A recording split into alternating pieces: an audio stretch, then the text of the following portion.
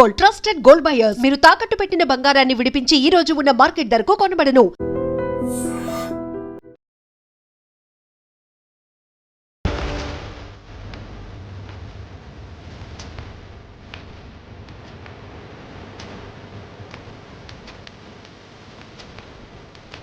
నమస్కారం, welcome to I dream. నేను మీ సంగీత. ఆంధ్రప్రదేశ్లోని ఎన్టీఆర్ జిల్లా కొండపల్లి ప్రాంతానికి చెందిన ఒక మహిళ గొంతుకు తన చీరతోటే గట్టిగా బిగించి ఊపిరాడకుండా ఒక వ్యక్తి చంపేయడం జరిగింది.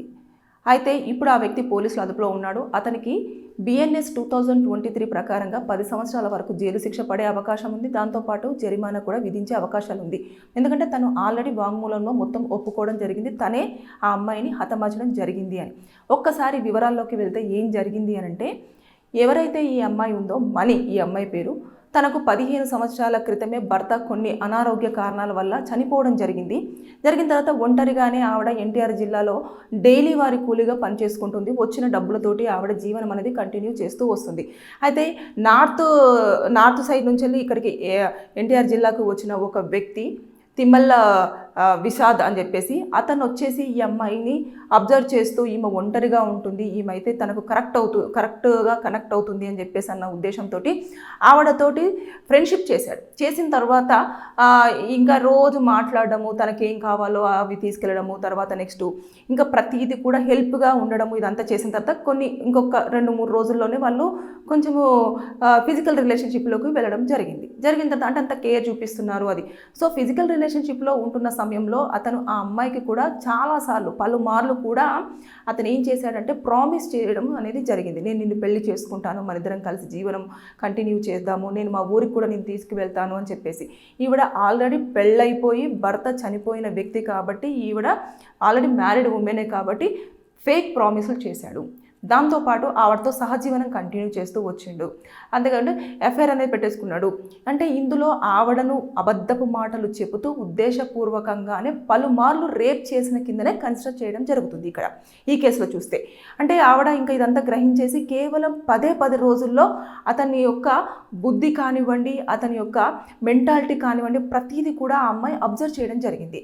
మనీ చేసిన తర్వాత ఒకరోజు చెప్పింది, ఇంకా మనం ఎట్టి పరిస్థితుల్లో కూడా కలిసేది లేదు, నేను నీతో కలవను, నువ్వు దయచేసి ఇంకొకసారి మా ఇంటి దగ్గరికి రావద్దు, నన్ను ఇబ్బంది పెట్టొద్దు అని చెప్పేసి వార్నింగ్ ఇచ్చేసింది.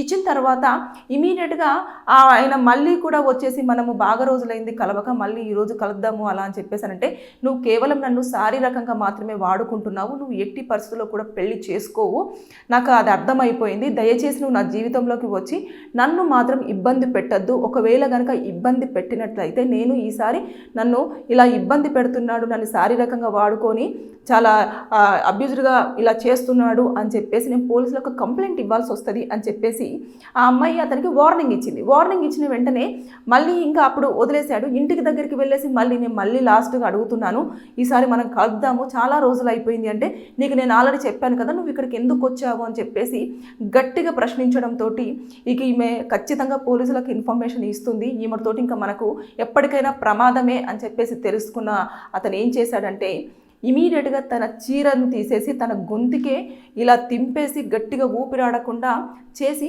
హతమార్చి తన ఫోన్ను తీసుకొని అక్కడి నుంచి వెళ్ళి పారిపోవడం జరిగింది. జరిగిన తర్వాత 2 ఫోన్లు కూడా స్విచ్ ఆఫ్ చేశారు. తర్వాత ఈ అమ్మాయిది అరే ఎలా చనిపోయింది, ఏమైంది అని చెప్పేసి పోలీసులు మొత్తం ఆరా తీస్తుంటే ఆవిడ యొక్క ఫోన్ నెంబర్ తోటి మొత్తం చూసేస్తే ఎవరైతే ఈ నిషాద్ అని చెప్పేసి వ్యక్తి ఉన్నాడో ఇతనికి ఎక్కువ కాల్స్ వెళ్ళడం జరిగింది.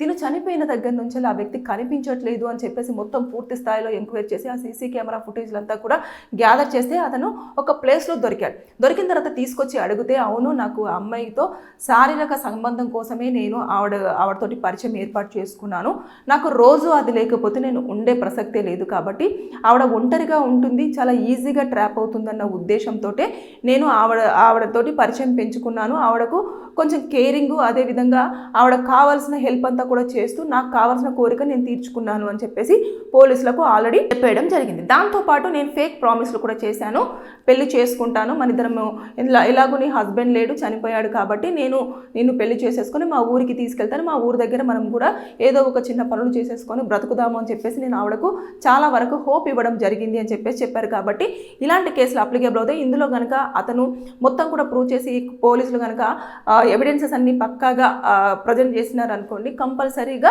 అతనికి 10 years వరకు జైలు శిక్ష పడుతుంది. అదేవిధంగా జరిమానా విధించే అవకాశాలు కూడా ఉంటాయి. సో నేను చెప్పేది ఏంటంటే, పనిచేసే ప్లేసులలో ఎవరైనా మన మీద కొంచెం కన్సర్న్ చూపిస్తున్నా, లేదు అనుకుంటే మన కోసం ఎక్కువ టైం ఇస్తూ ఉన్నా, వారు ఏదో ఆశించి మాత్రమే మన దగ్గరికి వస్తున్నారు అన్న సంగతిని మాత్రం ఎట్టి పరిస్థితుల్లో మర్చిపోకూడదు. ఒంటరిగా నివసిస్తున్న మహిళలు మాత్రం మరీ జాగ్రత్తగా ఉండాలని చెప్పేసి నేను ఈ వీడియోలో చెప్పాలనుకుంటున్నాను. ఆ అమ్మాయి ఒంటరిగా ఉన్న రోజులు బాగుంది, కానీ ఎప్పుడైతే తను ఇంకొక లైఫ్లోకి వెళ్దాము, మనం ఒక లైఫ్ని క్రియేట్ చేసుకుందామని చెప్పేసి అనుకుందాం, ఆ సమయంలో అనుకున్నది కరెక్టే, కానీ పెళ్లి చేసుకొని అలాంటి రిలేషన్షిప్ పెట్టేసుకుంటే బాగుండేది. అలా కాకుండా కేవలం అతని కామవాంఛ తీర్చుకోవడం కోసం ఈ అమ్మాయిని ట్రాప్ చేయడం అనేది జరిగింది.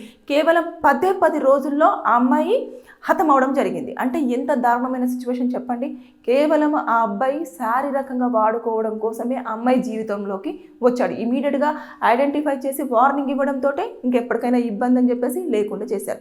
ఇలాంటివన్నీ జరుగుతున్నాయి కాబట్టి దయచేసి మీరు జాగ్రత్తగా ఉండండి.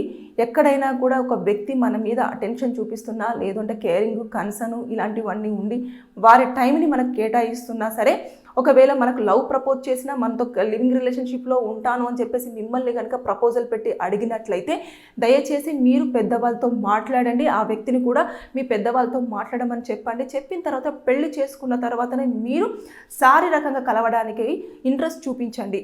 అంతేకాని ముందుగా కలిసిన తర్వాత ఇంకా వాళ్ళు ఎక్కువగా అడ్వాంటేజ్ తీసేసుకొని ఇంకా అది ఏ రకమైన కూడా దారి తీసే అవకాశాలు ఉంటాయి. ఎగ్జాంపుల్గా మనం ఈ ఎన్టీఆర్ జిల్లాలో జరిగిన ఇన్సిడెంటే మనకు ఒక ఉదాహరణగా చెప్పుకోవచ్చు.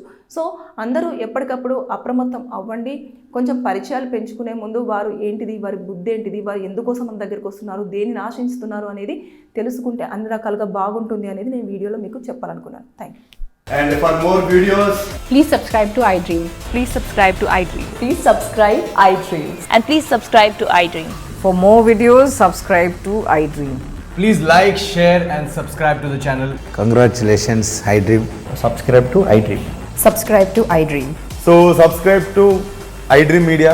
iDream ki iDream team andarki huge congratulations. Please subscribe iDream Media. Please subscribe to iDream. Subscribe iDream. Please subscribe to iDream.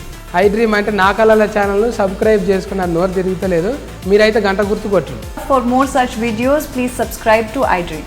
Subscribe to iDream. Please subscribe to iDream. Please subscribe iDream Media. Please do subscribe to iDream. Please subscribe to iDream Media. For best entertainment and information, please subscribe iDream. And don't forget to subscribe to iDream.